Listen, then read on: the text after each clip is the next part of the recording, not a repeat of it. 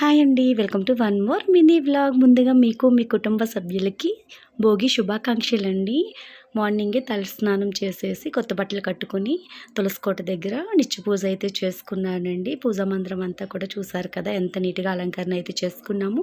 Night ముగ్గులు పెట్టినప్పుడు మొత్తం వీడియో అయితే షూట్ చేయలేదండి. అంటే మబ్బుగా ఉంది కదా, లైటింగ్ అంతగా లేదన్నట్టుగా మార్నింగ్ అయితే మొత్తం ఒకసారి ముగ్గులన్నీ వీడియో షూట్ చేశాను. చూసారు కదా, చాలా సింపుల్గా కలర్ఫుల్గా చెల్లైతే ముగ్గులు వేసిందండి. పిక్స్ కూడా తీసుకున్నాము. ఎండ తగలటం వల్ల అంత క్లారిటీగా రాలేదు. నేనైతే చూడలేకపోతున్నానండి, చిన్న కళ్ళు కదా, ఎండ తగలేసి. అందుకే 2 పిక్స్ అయితే తీసుకొని ఇంక తీసుకోలేదు.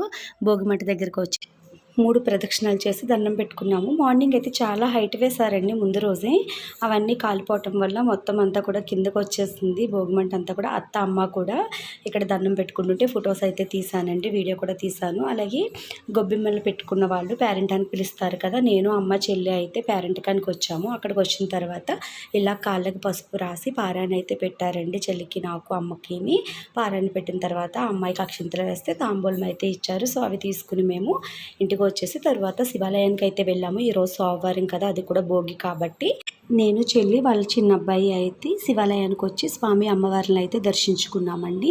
వెళ్తూ వెళ్తూ దుర్గాదేవి అమ్మవారి టెంపుల్కి కూడా వెళ్ళి అమ్మవారిని అయితే దర్శించుకున్నాను. సో చూసారు కదా, మినీ వ్లాగ్ పార్ట్ 2 అయితే. పార్ట్ 3 మీతో మళ్ళీ షేర్ చేసుకుంటాను. ఈ పార్ట్ 2 నచ్చినట్టయితే తప్పకుండా లైక్ చేయండి. Bye friends.